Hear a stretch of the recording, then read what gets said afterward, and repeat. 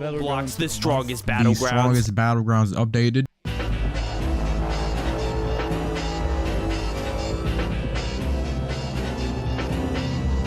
If you play Roblox and are over the age of 8, you most definitely heard of Battlegrounds games.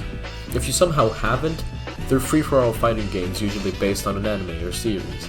The exact definition which I ripped off of Urban Dictionary is the following. Battleground games are one of the biggest genres of Roblox. They were around since a long time, no exact time frame, with Sorcerer Battlegrounds being the first, but were made most popular by the Strongest Battlegrounds, one of the biggest games on the platform averaging around 150,000 players, made by Fresh French Fries 22, also known as Santino. Battleground games are not to be mistaken for RPG games on Roblox, which may be similar in some aspects, but are not the same. However, in recent times they've been falling off quite a bit. And I don't mostly mean player count, as the Strongest Battlegrounds currently still has 100,000 active players. I mean that the community, both players and developers, have fallen off by a long shot. Most Battlegrounds content right now can be divided into 3 categories. Stage slop, humbling, 2v1ing and winning against all odds, etc. Update overviews, and funny moments. And let me expand what I mean by stage slop. An example of a content creator on YouTube right now churning out stage slop would be Mitchki, or however it's pronounced, I couldn't care less. While few of their videos may be genuinely real, a simple look at their popular tab is enough to understand what kind of content they make. I'm glad they've at least fallen off in general. Another, more popular example would be Humbled, which literally might just be an operation to churn out as many shorts for obvious monetary gain as possible. Oftentimes in their videos, there are different people actually recording, and they are very clearly staged, their more recent shorts just being AI voices reading scripts. Bro, all you do is spam the same move. Which, by the way, get at least 40,000 views each. His non-scripted views are just cherry-picking toxic idiots and recording themselves humbling them. It's not original, it's what every competent player would do after seeing a toxic idiot. Mind you, this person, or group of people for that matter, have almost 1 million subscribers with minimal effort. As for update overviews and funny moments, I don't have any personal issues. They're mostly just people's opinions on the same subject, which is interesting or whatever. When it comes to the actual developers behind the games, I've got genuinely no clue where to start. Let's try the Strongest Battlegrounds. The average person might assume that given this is the #1 Battleground game right now, as of making this video, it genuinely have both a good update schedule and developers which interact with the community. If you couldn't tell already, the game lacks either. When KJ, the admin character, was promised to be released, it was delayed with zero explanation other than the fact they wanted to create a new song for the character, which was never actually directly explained by the devs, again and again, taking a total of 104 days for the character to actually be released, only for him to not even be permanent in private servers or anything.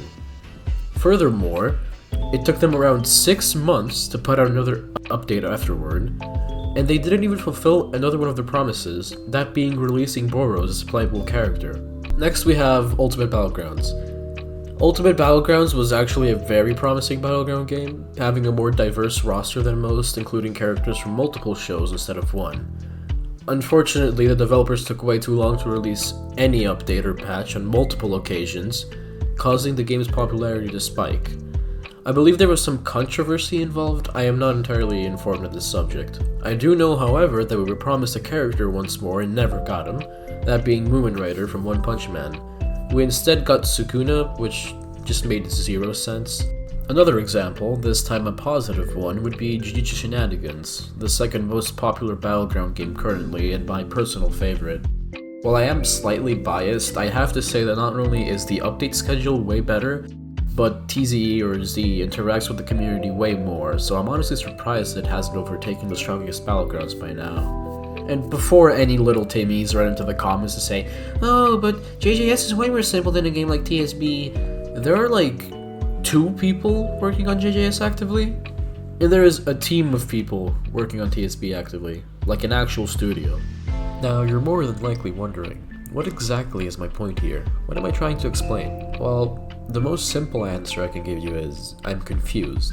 I don't understand why the devs of these games don't communicate, don't explain their situation unless genuine controversy is involved, and even then don't disclose much, and I don't understand why they're so willing to let their game just die.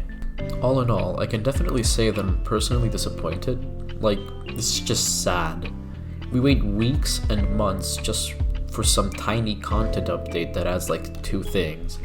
If you're out of ideas, just scrap what you're doing, call the game finished and fix bugs, or I don't know, add some side content, do something original like JJS did with its cool game modes like roulette and such.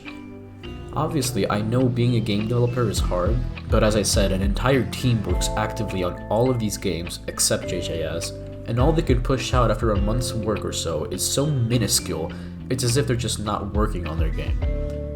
And I know what I'm saying isn't absurd because Heroes Battlegrounds exists. You see, they update around bi-weekly if there aren't any delays, and always add a whole lot of content. Not to mention, they actively interact with the community to gauge opinion instead of just waiting until they themselves come across a random video or random controversy involving their game's lack of balancing or updates. This is what every Battlegrounds game with a team behind it should be doing. Anything else without a genuine reason is, in my opinion, inexcusable. Now, truth be told, I am by a technicality sort of a newgen when it comes specifically to TSB. I started playing around when Metal Bat was early access, but I do remember that we got way more frequent updates with a lot more content. I am well aware that Santino has fractured his hand, but that excuse has been used for well over 8 weeks, and according to a simple Google search, it should take 8 weeks at max to heal a fracture, in general. Another major factor affecting the player base is the extreme amount of sweats, as well as the difficulty spikes new players need to go through. Any inexperienced player will struggle, and probably rage quit. Becoming genuinely good at any Battleground game is difficult for new players, not only because they're not used to these types of games, but also because they're immediately put into servers and forced to fight players with literal thousands of kills, if not tens of thousands, making their general experience rather negative, since 90% of the time, they're gonna get stomped.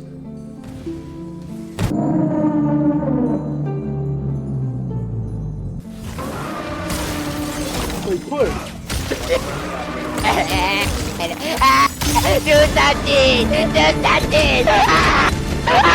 He's behind you!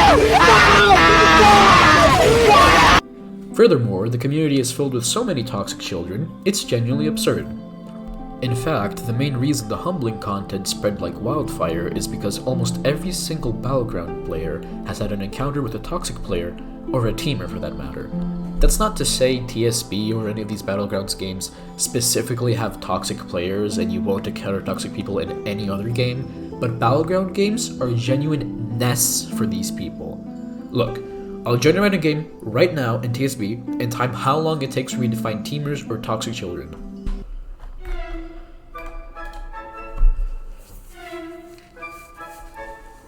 Alright, let's see how long it takes for us to find a toxic person. Let's get it.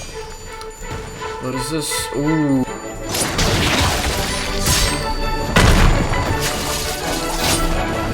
Let's see that.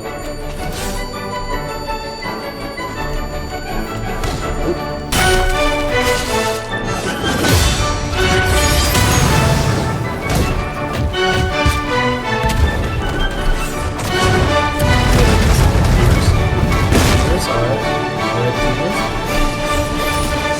Yep.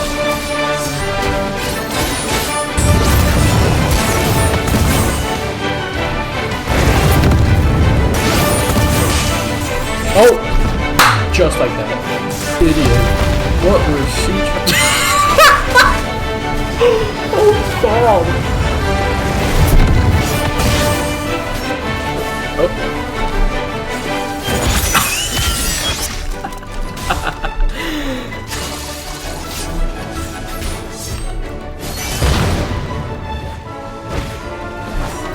Bro, we're just friends.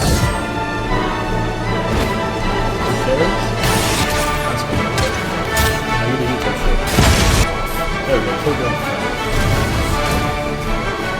But like, it just proves my point. Easy, look at that. Already, by the way.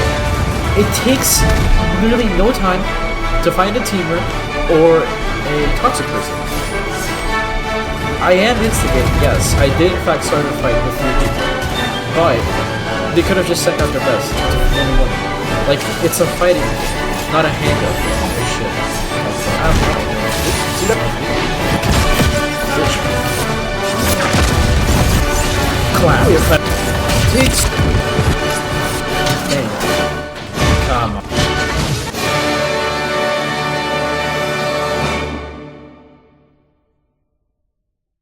Now in that specific clip, one of the teamers was a new player, which is sort of counterintuitive, but you get the point. It's very easy to get dogged on, and you can really only do anything if you're experienced enough, which obviously, new players just aren't. So if I had to summarize the Battleground situation currently, I'd say it boils down to both the lack of communication from the developers and the community being like 95% children, 4% actual like teenagers or adults with a brain, and like 1% content creators, of which most just make clickbait content or content with little brain-rotted kids as a target audience, and it's honestly sickening to me, because all Battleground games are generally very intricate and technical. Every character in TSB, for example, has their own special techs you can learn with experience, and it's the same with any character in any other Battleground game, meaning that these games' player bases don't have to strictly be children, but here we are, I guess. I hope you enjoyed this video. I'd appreciate if you liked and subscribed so I can maybe be motivated enough to upload another video at some point, and also make sure to comment your genuine opinion on the subject. I'm actually curious what the masses have to say about this. But for now, I'll see you next upload.